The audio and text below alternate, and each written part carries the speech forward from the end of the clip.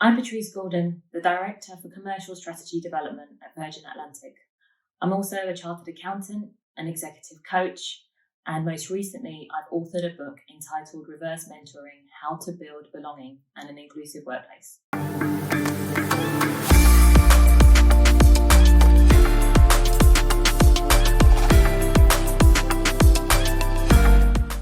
Great. So Patrice, this is the first time we've actually sat down and spoken, because the first time I came across you was through the Black British Business Awards. And I remember on Judging Day, you won the award. So congratulations. Thank you. You were clearly very striking and left such an impression on us judges. So let's start with the roles that you have, because you have quite a few. I do. So we'll start off with, you are a chartered accountant. Yeah. So can you elaborate on how you took the decision to do that? Yes. So growing up in a single parent family, I wanted a career that had lots of structure. Right. But I also recognised, probably when I was about 14, 15, that I was really good with numbers. And I love structure and control. And accountancy obviously gives you a lot of structure and control. Yeah. And when I was at university, I specialised in business management, but I did psychology and finance. So I love numbers, I love structure, but I also love people, and I love understanding what makes people tick, and what makes them better, what motivates them. So when I had a choice to pick between accountancy and, say, for example, HR, I knew that I could do finance and then move into HR afterwards, but I couldn't do HR and then move into finance. And then obviously it filled my need for kind of structure. Right, okay. And then you are, let me get this right, Director of Commercial Strategy Development at Virgin Atlantic. Yes. Cool, that's quite a role. It's really interesting. So for those of you who don't know, I mean, that's a really big title, but essentially what it really means is I was Chief of Staff for the Chief Commercial Officer. So under my remit, we've got a really big commercial joint venture agreement with Delta, Air France, KLM and Virgin Atlantic. And I led Virgin Atlantic's team in regards to making sure we fulfilled our requirements under that agreement. I also led the commercial and the operational optimization process, which was called FlyRed. What we're looking at is, how do we maximize the use of our planes? How do we utilize our teams as much as possible to drive more revenue and allow our planes to kind of maneuver around as quickly as possible? And then the third part of my role was around, third part of my role was around people and how we led our commercial people pillars, because what's really important to us across the whole of Virgin, but particularly in commercial, where our teams are remote, like not all in the UK, is to bring people together and make sure they have that sense of belonging. Yeah. So I spent a lot of time on that and I really enjoyed it. And then the final part of my role was commercial partnerships.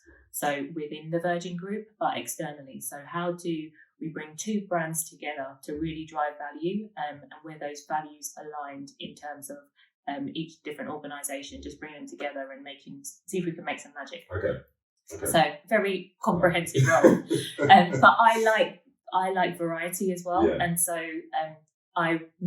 Virgin allowed me to test my skill sets in commercial. So I started in Virgin as head of commercial finance. Okay. And then after about 18 months, I moved into the commercial space to lead the joint venture. And when I first started, it was just the joint venture. I see. And as I've gone through the years, it's expanded into those other areas that I talked about. So yeah. Wow. And then you've done a TED talk on reverse mentorship. Yes. So explain that. Okay, so one of the reasons I joined Virgin Atlantic is because I really want to make a difference in an organisation I work in. I rose really quickly in the ranks at British Airways and then moved to be finance director at Royal Mail. But what I really wanted was to join an organisation where my voice would be heard really clearly and I could make an impact. And I thought Virgin was that place that I could, and I'm pleased to say it was. And when I came in, I just asked questions like, why do we do it this way? Why can't we do it that way? What about this? Why don't we have a graduate finance scheme? We should have one. We're a great brand. But not only suggesting things, but kind of rolling my sleeves up and getting involved in how do we start it and getting it off to getting it started. So I did that. I was also, with my psychology side now, I was like, I'm really interested in developing individuals. So I did an executive coaching did postgraduate diploma before I joined Virgin. Okay. So I did an actual qualification because, as you know, there's lots of people who say they're coaches out there. Yeah. And I was really, with my structure and discipline, I wanted to make sure that I had a qualification that I could say was, ICF accredited. So when I joined Virgin, there was a program called Springboard, which is for women's development. And I was really curious about impacting people greater than myself and my team. And I'm really interested in leaving legacy and just kind of leaving my touch with people to help them be the best that they can be. And so I was the first non-HR person to be trained as a facilitator. And we took, I think, over 300 women in the organisation through the Springboard program. And I was one of the facilitators. And that filled me with so much joy. And that's what led me to reverse mentoring, because I had been up for sharing my views and making a change and a difference throughout the organisation. So when the opportunity came up, Craig Krieger, who was our former CEO, said that he didn't have any Black women in his inner circle or around the leadership team table, and he wanted to understand my lived experience and therefore what it is he could do differently to make sure Virgin Atlantic was an environment where people like me could continue to thrive. And so we started this reverse mentoring relationship, which is essentially where you take a senior leader has a relationship with someone who is from an underrepresented group. So it could be male, female. So from a gender perspective, from a sexuality perspective, racial, neurodiversity, veteran status. Because when you're a senior leader, the likelihood is around your leadership team table, people are very similar to you. Like there's a similarity bias that exists. So when you make decisions, those decisions are likely looking at it from a very similar lens.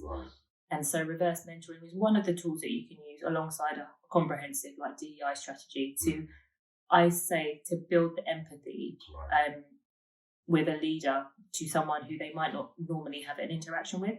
So that means that when you're making a decision, instead of thinking, oh, I wonder what that group thinks about it, actually you can say, I wonder what Patrice thinks about it. And actually I can ask her because I've got a relationship with her. And maybe we can then ask the wider group because I feel like I know enough about Patrice and her background to make it a bit more comfortable to have that conversation. And so my TED Talk was really focused on what I had learned at that point about this and how it helped me to feel a sense of belonging, like I could make a difference at Virgin Atlantic, but also Craig's curiosity, but also that point where it is a leader's curiosity to individuals which drives them to either sponsor them or mentor them, because they're curious about someone or they think, oh, actually, that person's just like me when I was growing up, or I see a bit of spark in that person. But you have to be, as leaders, we have to be curious to seek that difference as opposed to the easy part, which is, oh my God, we went to the same university, we live in the same area. That's a really easy connection. And that's why leadership teams look the way they do, because they're based on those easy connections, which are similarity biases. So what I'm trying to do through reverse mentoring is encouraging leaders to build those relationships in a safe environment that will lead into change within the organisation. Okay. That's a really long-winded example. It's nice that you touched upon the distinction of executive coach as opposed to just coach. Because I think it's I want to drive change at the top of the organisation, but that doesn't mean some of my clients are not like at the executive table. So I want people who are keen to, it's not just life coaching, this is like trying to get you to your ultimate goal. And we need some like big, hairy, audacious goals, and I'm going to help you and hold you accountable to get to where you need to get to. But when you do coach, it's never just work. It's always whole person. So you want to understand all the facets of individuals in order to figure out actually where are your limiting self-beliefs coming from, where are your triggers. And you can't do that if you just think about it in a work perspective or just in a home perspective.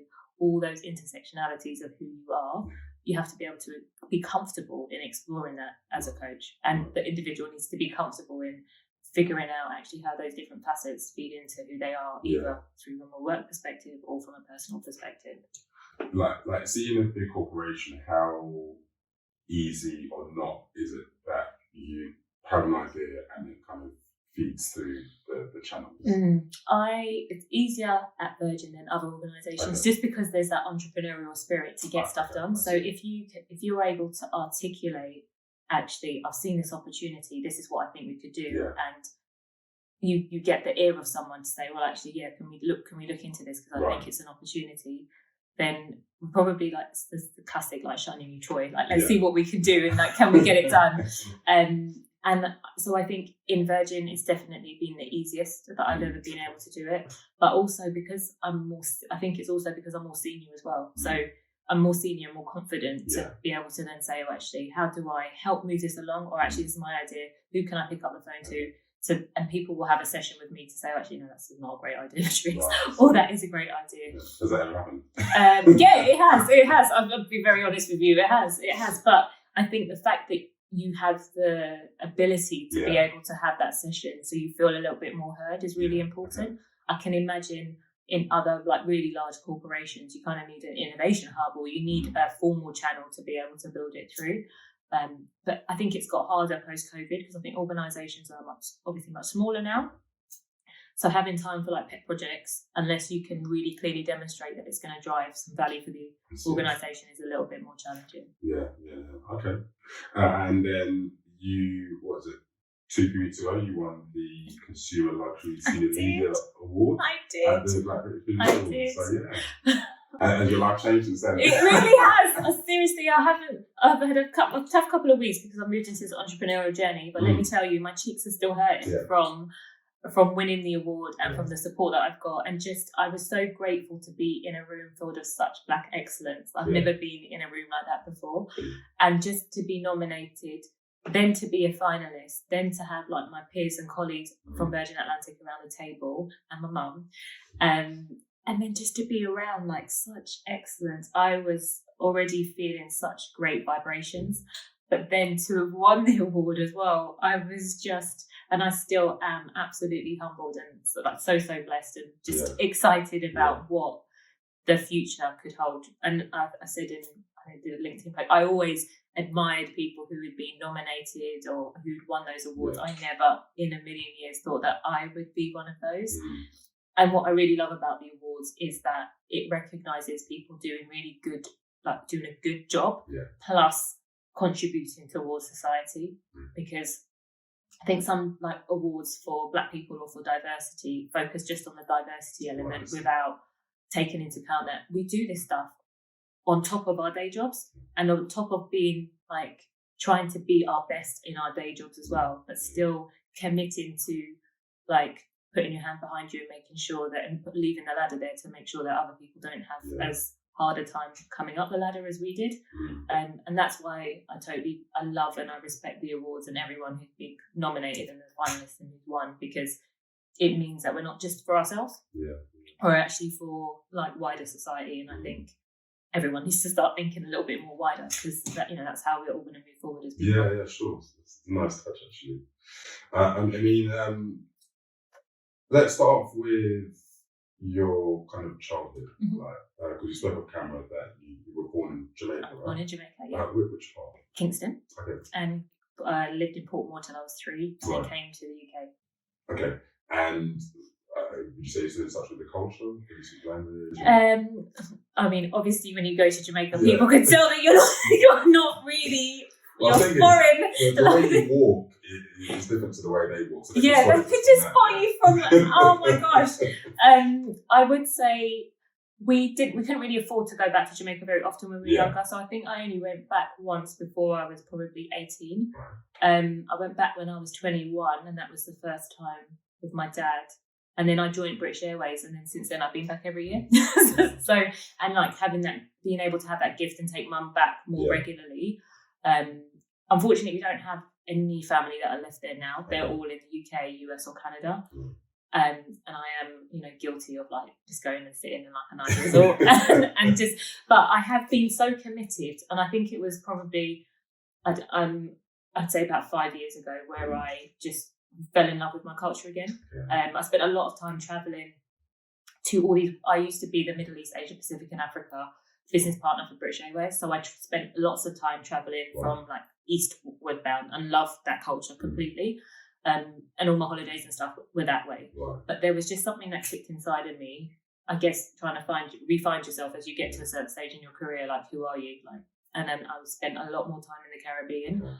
And I can say that Jamaica is the best island in the Caribbean because I spent time around the different islands in the Caribbean, so I'm just saying. But I'm here for the culture. Like I did Jamaica Carnival for the first time in 2019. And like the old Patrice would like never have done carnival. Like this new Patrice, I'm telling you, she's embracing life. She is embracing her roots, and she's like trying different things. I did Trinidad, I did Jamaica, I've done Notting Hill now, and I'm like enjoying it. You know, I think you spend a lot of time. Well, I'm very single. I was very single-minded, and which meant I was doing one thing. Was an accountant. This is how I should behave, because there weren't. I think it's great now. We're seeing so many role models who are a bit of everything, who are comfortable in sharing their vulnerabilities and their flaws, and who recognise that you can like kick us in the boardroom, but you can also like have a really good life and like have a bit of fun with it as well. I think when I was growing up, showing my age now, there was just not really many role models who were able to show you that you could do it all in your own way. Like if you wanted to be an accountant, this is the way that you needed to behave, and if you wanted to rise the ranks, this is the way that you needed to behave. This whole like being your whole full self at work, that thing wasn't a thing. Like you needed to try to assimilate as much as possible if you wanted to move up the ranks. And so I think, and definitely the early part of my career, I spent a lot of time trying to assimilate and fit into the molds and the modules of like how I portrayed or I saw leaders behave, especially female leaders. And actually, I had very few Black female leader role models in my organisation. So I was often the first, like the only. And so when you are the only, like you assimilate to what everybody else is like. So I've really been trying to, I have break the mold and just find myself and be comfortable in letting everybody know that actually this is who I am.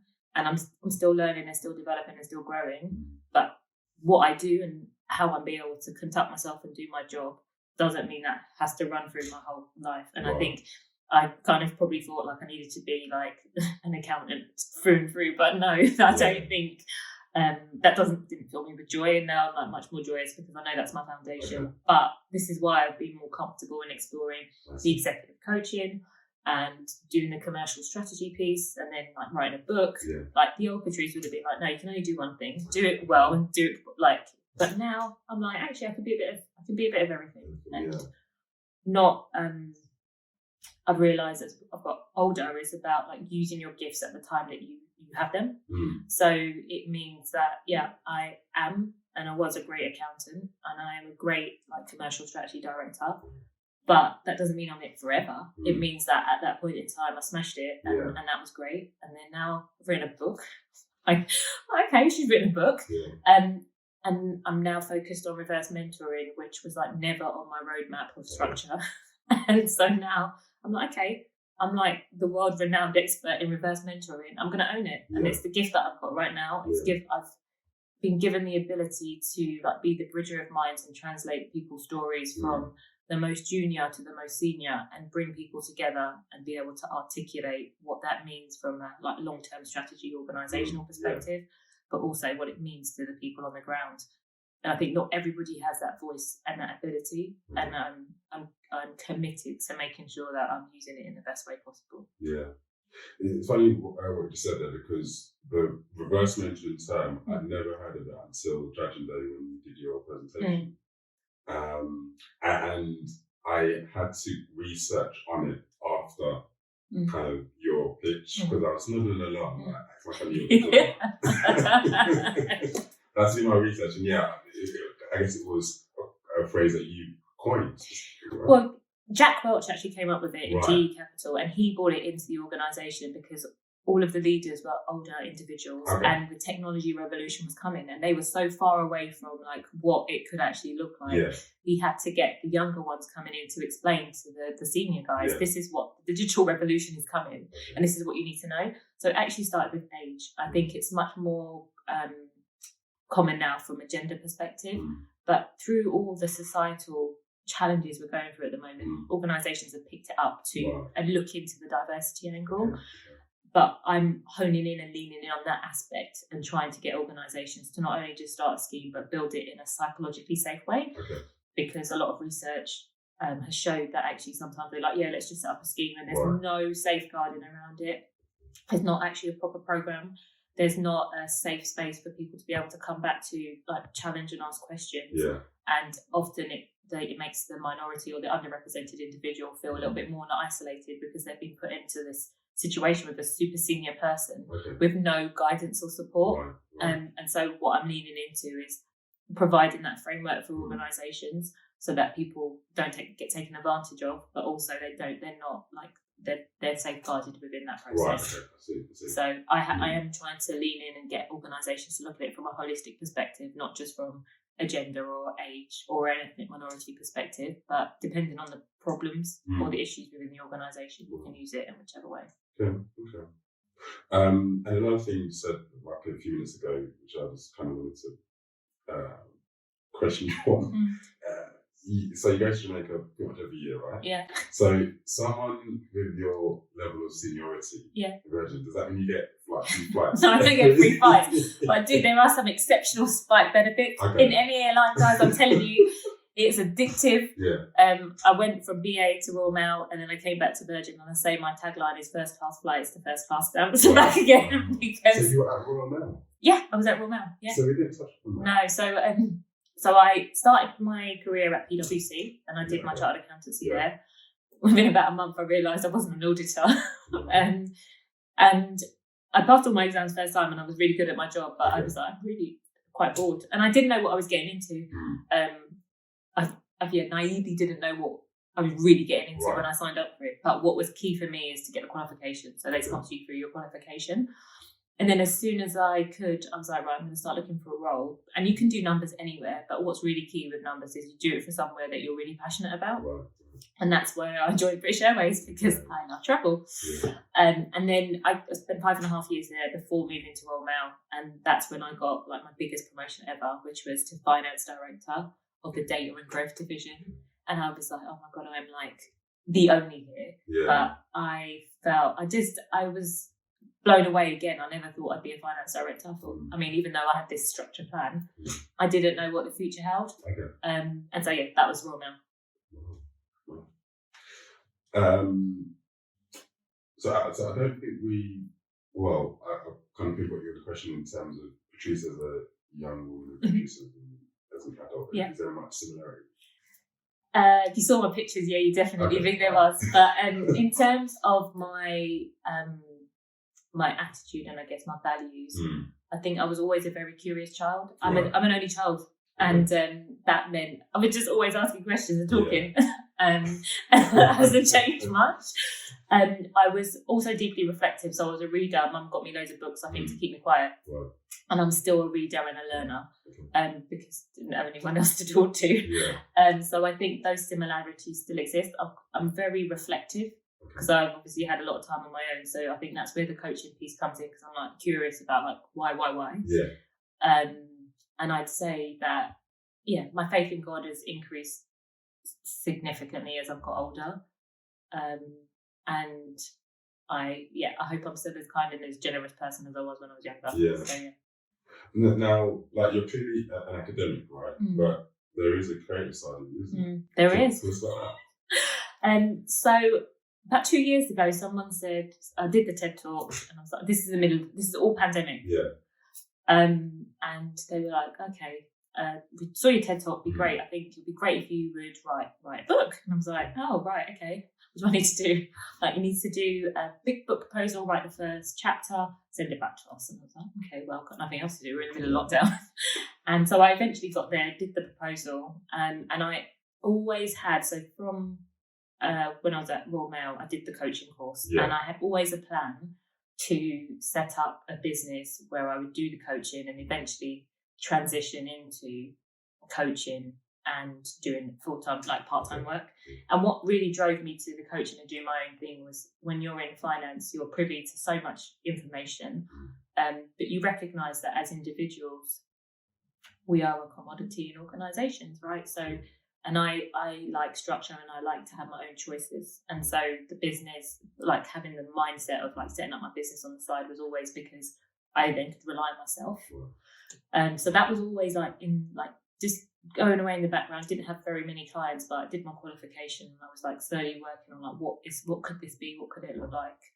And so during the pandemic, I took furlough. I was writing a book at the same time. And then on the back of the TED Talk, lots of people coming to me to say, we've got this reverse mentoring scheme, or we want to do it. Can you help us? And then fast forward to maybe like the summer this year, I was getting all these queries. The book publishers were sharing the plan with me in terms of this is what your book launch process will look like. These are the networks and the publications we're reaching out to. And I was like, oh my God, this is a massive opportunity. Like, this is really big. And I thought, right, okay, I've been doing this role for 3.5 years. It's good to make a change. Is now the right time? I'm like, well, when is the right time? Like, I've got a voice and people are listening. People are asking me questions. The book is coming out. I feel validated in terms of my opinion. And if I don't take, again, going back to like using your talents and using your gifts, if I don't take this opportunity to make the most of the gifts that I've been given right now, then I think it would be remiss of me and I wouldn't get any more. So I decided to request a sabbatical from Virgin Atlantic, and currently, as of the 1st of October, I'm on sabbatical for a period of time. The book launches next month, and I'm helping organisations set up reverse mentoring pilot programs with a view to set them up for sustainability, so they can run them themselves. We've got the coaching angle, and then doing some like talks and keynotes around getting people excited and like you said, what is reverse mentoring? Like taking them on the journey and giving them some insights as to how that can change the culture within their organisation. So that's my latest creative project. Okay. Nice. And like since COVID, have you kind of implemented any personal changes in your lifestyle? I was always very active in the gym, but I have box now, got Peloton. I also recently joined. You actually use a Peloton, right? I do actually use it, but I've recently got a bike, an actual bike, and now I ride to British Military Fitness, which is all my sins. I'm literally, I get up every morning and I work out, and that gives me the energy for the day. And that's all. Even when I was working, it was it's the control thing, like the one thing of the day that I can say I've done it, and then I can get on with everything else. And mentally, the endorphins, it just keeps you going.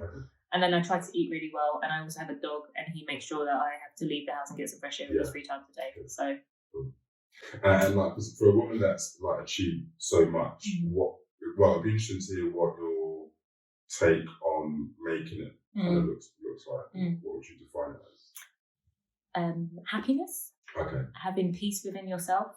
I think depending on what organisation, what industry you're in, being in a position where you don't feel like you're compromising on your values and your morals so much, because I think sometimes when you get to really senior level, you can't do everything for everybody. But if you can sleep at night knowing the decisions that you've made are fair, because they're not always going to be not everyone's going to say you made the best decision for them. But if you know that you've been fair, or you've participated in and you've not stayed silent when people are having conversations, and you've said, actually, no, that's not the right thing. This is what I think we should do. That means a lot to me. There are times where I've stayed away when I think, I should have said something there.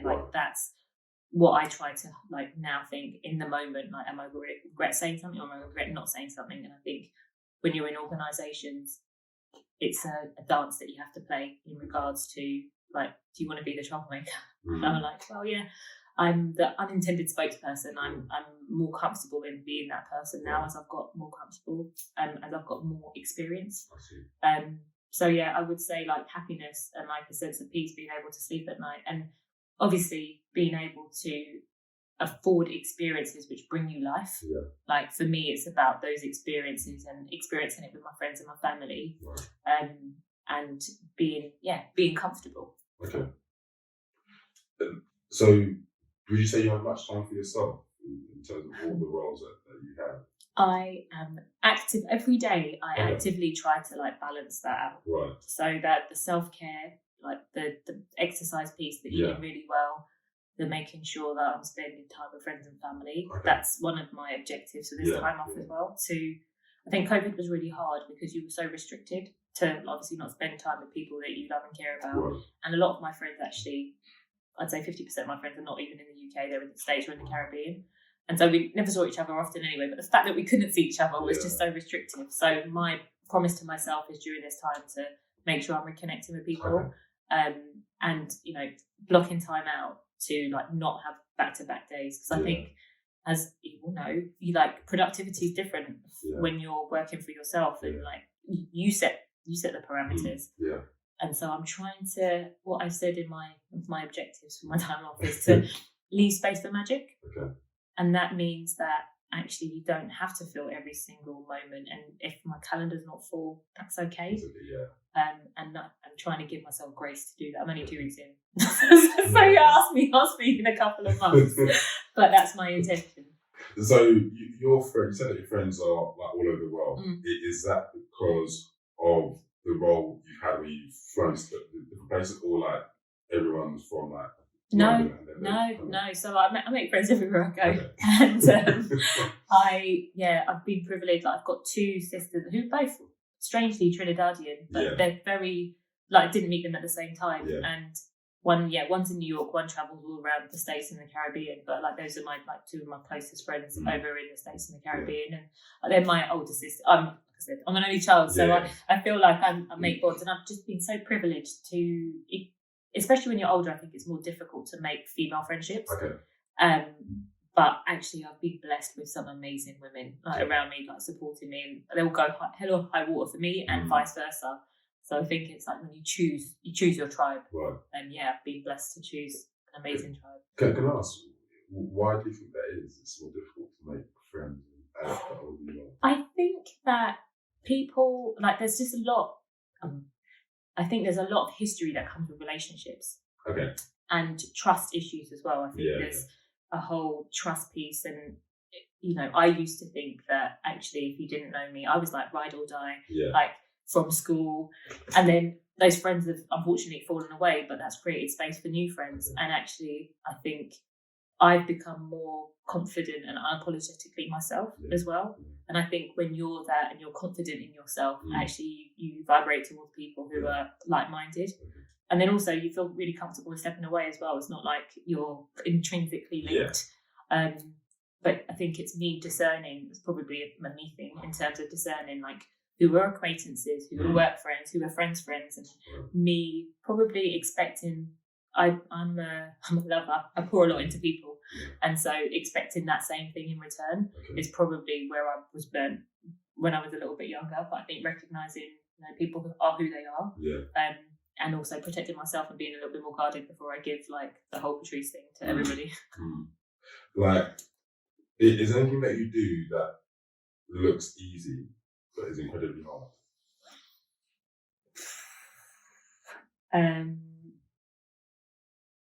I think if you look at my Instagram reels and then you're thinking, oh my gosh, she just got up and literally I ride my bike to BMF. At the end of the day, I'm at 10 o'clock, I've probably burnt 800 calories.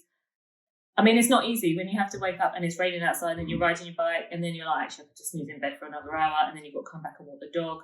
I think obviously on social media, they're your highlight reels. I'm trying to post more real vulnerable moments now as I'm going through because I'm this is not real life. I guess for those vulnerable moments, it's difficult to take out your phone and record them. I know. It's not normal. But it's I had a really bad few days, and then this morning I posted on LinkedIn. I was I wish I could tell you that this entrepreneurial life was easy, but I'm really struggling. And I was honest about it, and I think that's where I think we, in a safe space, be comfortable in being that vulnerable because actually I've been blown up literally this morning and I've been blown away by people who've messaged me and said, actually, I'm going to introduce you to this person so you can just have a chat with them because they're not used to me being that vulnerable. And that's what someone said to me. They're Patrice, you need to, if you want to connect more with people, you need to be more comfortable in that safe zone, being a bit more vulnerable because you make it look easy. And it's it's not my nearest and dearest know how challenged it is for me. They're on the phone, I'm WhatsApping them and texting them do you know what's just happened? This has just happened. And, you have to have those outlets. But I think you need to do that in a safe space. And people say, Patrice, you're building your brand. You've got to be careful about what you're saying. I'm really? Yeah, you have to be you, isn't it? So. Yeah, but I think that sense of humanity, I think is important, because they're like, you know, you appear very like put together, and like people are like, gosh, like she must like have everything easy. And like they're like, you need to bring a bit more realness to it, because I know you, and I know that like X, Y, and Z, and I think people would appreciate like understanding a little bit more about that. So I'm working on just unraveling some of it, and I think actually when I see posts from people who are being totally real, I'm like, yeah, I agree with you, and that totally resonates with me. You'll have to ask someone who looks at me and thinks, oh my God, that looks really easy, and then I'll be like, no, that's really difficult. But yeah. And like, of all the things you worked on, what would you say is the most inspirational, or the one that really sticks out to you? I have to say that it is the book. Right. And the reason is because when I was at school, obviously maths was my preferred subject, and I was good at English literature, but English language, I remember my teachers, and I mean, I did get a good GCSE result, but I wasn't filled with confidence when it comes to English language. And for me to have written a book is just phenomenal. And, you know, my thoughts, my words, my research, and people, the book given me a door to have conversations with really different people, and me being able to articulate that in a story, and then having a copy of a book with my name on it and with people endorsing it, which is just me. Because I think all the other things that I've done has been around like organisations and contributing to things that are really amazing for an organisation, but this is like me. And I think that is both exhilarating and really scary when you think, well, actually that is all you. And obviously lots of people helped and supported me, but to say that I have done that is my biggest achievement. Okay, nice.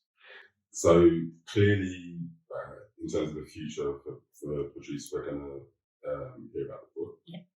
Is there anything else that we expect to see from you? There might be the odd TV appearance or so coming up. It's funny you say it, because you're very TV friendly. Oh, thanks. Okay, so to put it out there to the universe, I would love to be like the UK Oprah. By the way, you know, I mean UK Oprah. I mean, and I work in the States or in the UK, but no, I love storytelling, and I love hearing people's stories, and the motivation part of like what makes people tick. Yeah. How did you get to where you are? Where were your biggest challenges? And inspiring people through stories. So that would be something that I would love to do.